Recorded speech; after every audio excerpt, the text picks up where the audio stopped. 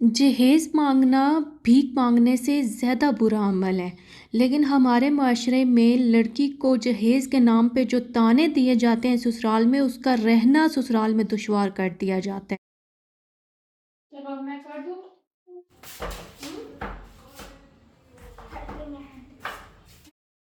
बिस्मिल्लाहिर्रहमानिर्रहीम, अस्सलामु अलैकुम। Welcome back to my channel नूरिश। और आज मैं आपके साथ शेयर करने लगी हूँ कि मेरा बेटा किचन में काम करवा रहा है और मुझे इतना अच्छा लगता है कि मेरा जब बच्चा काम करवाता है ना बेटी तो करवाती ही है, लेकिन जब बेटा काम करवाता है तो मुझे बहुत अच्छा लगता है। खैर, बच्चों को भी आना चाहिए। और ये ऑनियन कट कर रहा था और आपने स्टार्टिंग में देखा है कि इसकी ना पानी नोज़ पे लगा हुआ है, तो वो आंखों में से जी इसके आंसू बह रहे थे ऑनियन कट करते हुए। तो ये मुझे कह भी रहा था कि मामा ऑनियन बहुत कड़वे हैं, तो मैं कह भी रही थी इसको कि मुझे दे दो, मैं कट कर देती हूँ। लेकिन इसने जी कहा नहीं, मैंने तो सारा पूरा ऑनियन कट करके आपको देना है।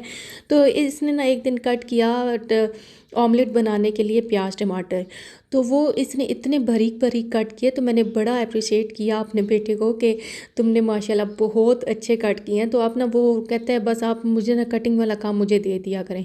मैंने कहा ठीक है जी, मेरी तो आधी टेंशन तुमने सॉल्व कर दी, तुम ही कट करके दे दिया करो।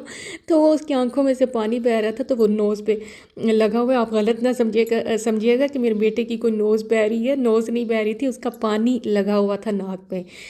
तो ये था कि बेटे ने तो ऑनियन कट करके दे दिए थे। अब वो कह रहा था कि मैं टोमेटो भी कट करूँगा, मिर्चें भी कट करके दे दे। तो मैंने कहा नहीं, आप बस इनफ है, काफ़ी है, आपने ऑनियन कट करके दे दी। और आज मैं बना रही हूँ रोटी, मिस्सी रोटी, और जिसमें जी बहुत सारी चीज़ें जाने वाली हैं। और इसमें जो आटा था, अच्छा मैं मज़े की बात बताऊँ कि हमारे घर में आटा ख़त्म था और मुझे इतनी चस आई हुई थी ना कि मैंने कहा था कि बस आज मैंने रोटी बनानी ही बनानी है।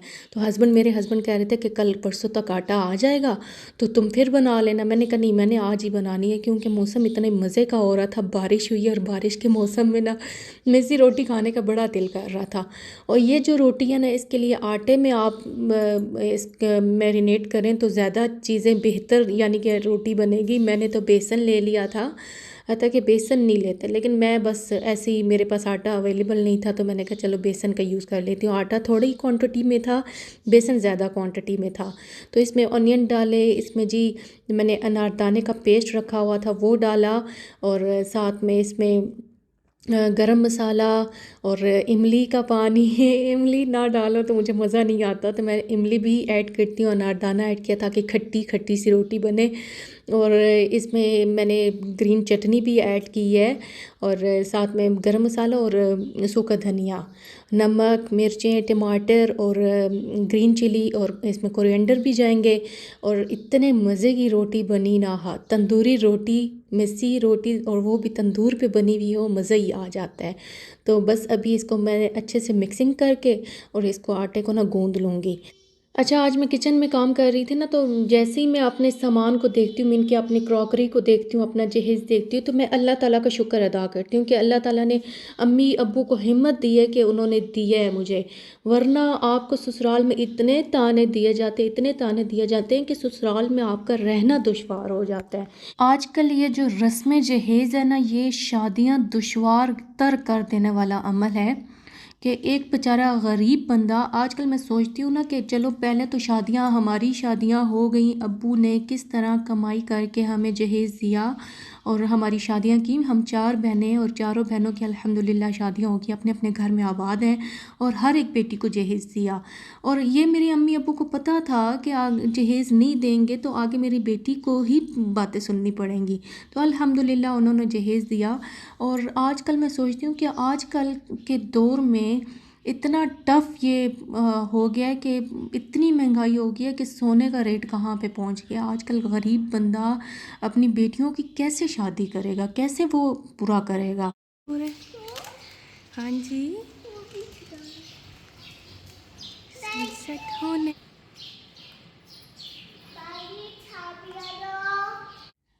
अच्छा जी, ये जो टाइम है ना, ये सनसेट का टाइम था, मीन के मगरिब होने ही वाली थी, तो मुझे ना बहुत सख्त भूख लगी हुई थी। तो मैंने कहा बस अभी से मैंने रोटी बनानी है।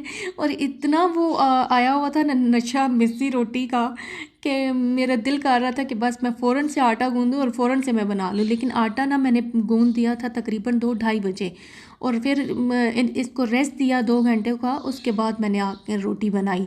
तो रोटी के लिए पहले तो मैं पेड़े बनाने लगी हूँ, और फिर इसमें से ना थोड़ा सा आटा मैं रख दूँगी, ये वाला जो मैरिनेट करके रखा हुआ था, प्याज टमाटर डाल के रखे हुए।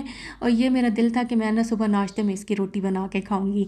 तो बस अभी मैं ये रोटी बनाने लगी थी, और जहाँ जहाँ पे मौसम अच्छा हो रहा है ना, तो आप ये रोटी बना के खाएं, मज़ा ही आ जाता है। इतने मज़े की रोटी बनती है। खैर गर्मियों में भी मज़ा आता है, लेकिन जब मौसम अच्छा हो ना, अच्छा बारिश हुई है और बारिश के बाद इतना प्यारा मौसम था, इतना प्यारा सनसेट हो रहा था ना, कि बहुत प्यारा वेदर था, मज़ा ही आ गया।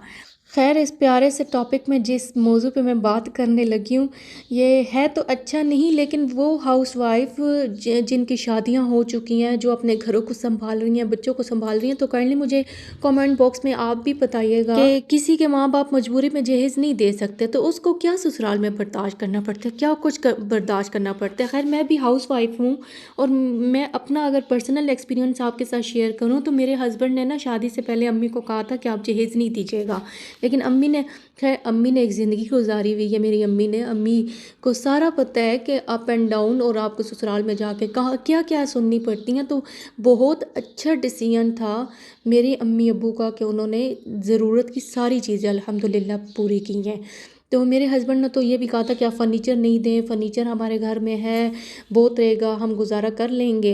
तो with the passage of time अब जब फर्नीचर मैं यूज़ करती हूँ या मैं अपनी क्रॉकरी यूज़ करती हूँ, मुझे अच्छा लगता है, तो मैं अपने हस्बैंड को कहती हूँ देखो काम आया ही है ना जहेज़, जो ज़रूरत की माँ बाप से हो सकता है, माँ बाप चीज़ें देते हैं, आप जितना मर्ज़ी कहते रहो। खैर खामद तो कहता रहता है कि चलो जी जहेज़ बेटी को ना दें, हम गुजारा कर लेंगे, लेकिन अगला जो बंदा होता है, जो घर में जॉइंट फैमिली में रह रहे होते हैं, मीन के सास ससुर, जो सास की चीज़ें हैं, वो अपनी हयात में वो चीज़ें आपके सपुर्द, एक बहू के सपुर्द नहीं करती। ये मेरा पर्सनल एक्सपीरियंस है कि वो अपनी बहू के सपुर्द अपनी लाइफ में वो नहीं कर सकती सारी चीज़ें, कि अब बहू के मेरे अंडर सारी चीज़ें हो जाएं, वो पॉसिबल नहीं होता। तो मैंने अपनी ज़िंदगी से एक्सपीरियंस किया है ना कि मैं जॉइंट फैमिली में रह रही हूँ, तो ऐसा कुछ भी नहीं होता। आपकी चीज़ें वही हैं जो आपकी अम्मी ने दी हुई होती हैं, जो आपको जहेज़ में मिली हुई होती हैं, तो वही चीज़ें होती हैं। तो ये जो जहेज़ का मसला है ना, तो कुछ तो होता है कि लड़के की तरफ से मुतालबात होते हैं कि वो मुतालबा करते हैं जी ये वाली चीज़ जहेज़ में दी जाए, ये वाली चीज़ जहेज़ में दी जाए। तो ये हमारे माशरे का बहुत संगीन मसला है। जहेज़ का लड़कों वालों की तरफ से मुतालबा होता है, और कभी लड़की वाले जो होते हैं वो अपनी शान बढ़ाने की खातिर ना, अपनी शोहरत और हकीकत को जताने के लिए शादी में जहेज़ देते हैं। ये मैंने देखा हुआ है, मैंने अपनी आंखों से देखा हुआ है कि कोई लड़की को जहेज़ तब इतना ज़्यादा देते हैं कि अपनी बढ़ाई, भाई हमने अपनी बच्ची को जहेज़ दे दिया, ये कर दिया, वो कर दिया। तो ऐसा मैं समझती हूँ कि ऐसा करने से ना अमीर तबके तो कर सकते हैं, लेकिन जो गरीब बेचारा होता है वो पिस जाता है। वो फिर कहते हैं अच्छा उसने इतना जहेज़ दिया है, वो अपनी जमा पूंजी जितनी होती है वो लगा के बैठ जाते हैं, और वो फिर कहते हैं कि हमने भी अपनी बच्ची को जहेज़ देना है, नहीं हमारी फैमिली में उसने दिया है तो मैं क्यों ना दूँ। तो ये एक माशरे का संगीन संगीन मसला है।